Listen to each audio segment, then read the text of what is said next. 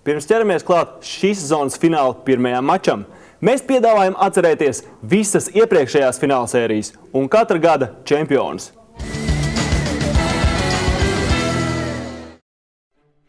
– 1992. gadā pirmo LBL titulu izcīna brocēni Pērēri, 2 mačos uzvarot bonusu. 2. gadā tiekas jau SVH brocēni un atkal bonus. Broči neatdod nevienu maču un uzvar vēlreiz. Gadu vēlāk fināla dalībnieki tie paši un uzvarētāji arī. Broči samaļ bonusu pelnos. 95. gadā leģendārs fināls. Bonus sērijā ir vadībā ar 3-1, taču Broči atspēlējis un pārsteidzoši uzvar. Nākamajā gadā Broči pazaudē atbalstītāju SVH, kļūst par ASK brocēniem un finālā ar 4-2 tiek galā ar Talsu Metropoli. Nākamajā sezonā Broči iegūst jaunu sponsoru LMT un arī jaunu čempionu kausu. Finālā pretī stājas Liepājas Baltikas zvaigžņu komanda ar Valejko, Mužnieku un Jēkabsonu sastāvā. Vissīvākā izrādās sērijas 3. spēle, kuru rīdzinieki ar raksturu uzvar tikai pagarinājumā. Ar raksturu noteikti. Ar raksturu. Komanda apmierināta.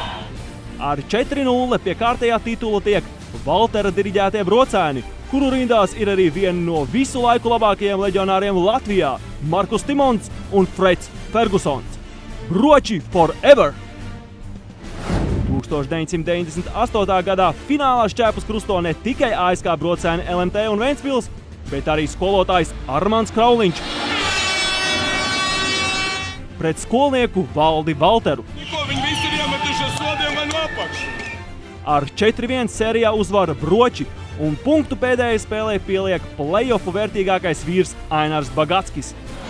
Jā, Bagas, skaties šito te.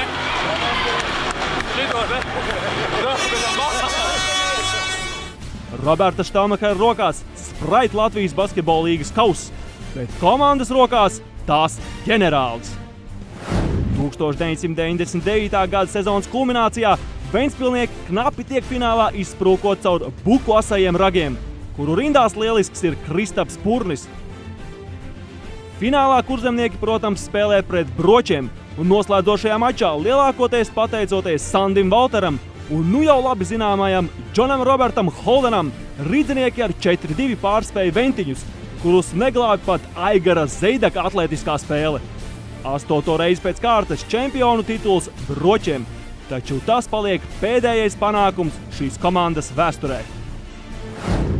Ar jaunu gadsimtu sākas jauna ēra – basketbola kluba Ventspils valdīšanas ēra. Savu episko čempionu gājienu Ventiņi uzsāka ar 7 spēļu fināla maratonu pret brocēniem LMT, kuru noslēdz pie savām pārpildītajām mājas sienām. Pēdējā mačā norit cīņa par katru metru, un beigu beigās beidzot noslēdzas Broču valdīšana Latvijas basketbolā. Kurzemniekiem zeltu palīdz izcīnīt ekstravagantais aizsargs Darnels Hoskins.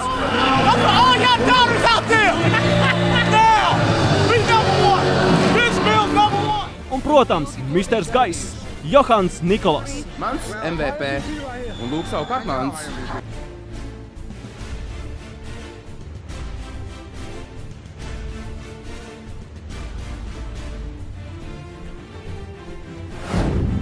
– 2001. gadā Ventiņi iepriekšējās sezonas panākumu nostiprina ar jaunām zelta medaļām.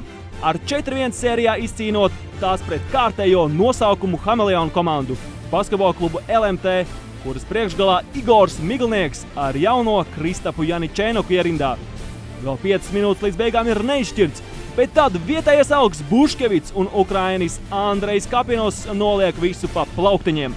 Liksmo kolorītie viestrādnieki Stivstričs un arī tas pats Kapinos, līdaciņas uz laukuma met pat Aivārs Lembergs, bet galvenā trenera posteni pamet Armands Krauliņš. Nākamais gads zīmīgs ar to, ka tiek dibināts jauns Rīgas klubs Skonto, bet principā tie ir tie paši vēži tikai citā kulītē. Ar 3-0 vadībā Ventiņi un 4. mačs norit Rīgas manēžas zālē. Pateicoties revolucionārā tandēma Kārļa Mužnieka un Ainara Zvirždiņa perfektajai darba sapratnei un spēles analīzei, Ventiņi finālā ierāda vietu tikko izceptajiem Skonto basketbolistiem, starp kuriem ir gan ugunīgais Kristaps Valters, gan blondais Trojs Oslers. Nafteniekiem 3. čempionu kauss. Un šoreiz lielās svinības Rīgā.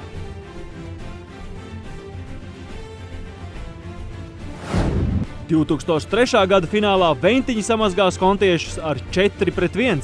Savā elementā caurgājienos spīd reaktīvais Kristaps Valters, taču dzeltenajiem fantastisku basketbolu rāda kurzemnieku iestrādnieks Mairs Četmens. No perimetra bultas precīzi mērķī šauj zelta roka Ainars Bagatskis, un Ventspilnieki izcīna 4. titulu pēc kārtas. 2004. gads tieši Skonto sastāvā izrādās pēdējais priekš Andra Biedriņa Rīgā, bet pašu fināla scenārijs īpaši nemainās.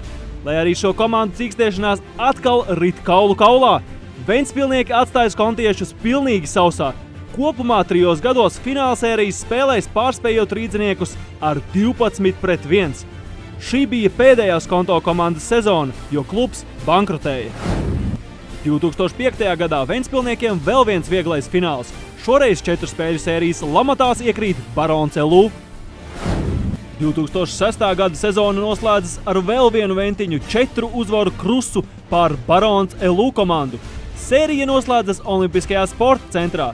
Kristaps Purnis 11. reizi kļūst par Latvijas basketbola līgas čempionu, kas ir līdz šim nepārspēts rekords, bet Ventspils komanda iegūst 7. titulu pēc kārtas. 7. gada sezona beidzas ar lietuvieša Ramūna Butauta vadītāja jaunizveidotā ASK Rīga kluba triumfu. Ventiņu uzbrukumu šturmē mazais atspērīgais Edijs Šenons, taču rīdzinieki ar publikas mīluļa Kertisa Mileģa palīdzību pārtrauc Ventspilnieku 7 gadu uzvaru gājienu LBL. Par vērtīgāko spēlētāju atzīst Sandi Valteru. 2008. gadā Barons LMT finālā ar 4-1 pārspēja pērnos čempionus ASK Rīga. 2009. gada finālā tiekas Ventspils un Barons LMT ar Armandu Šķēli sastāvā. Agris Galvanovskis atkaro čempionu nosaukumu Kurzemei, pieveicot Baronus tikai sērijas izšķirošajā mačā. Pagājušā gada finālā tiekas Barons un jaunizveidotais VF Rīga klubs. Bija vajadzīgi visi 7 mači, lai noskaidrotu jauno LBL karali.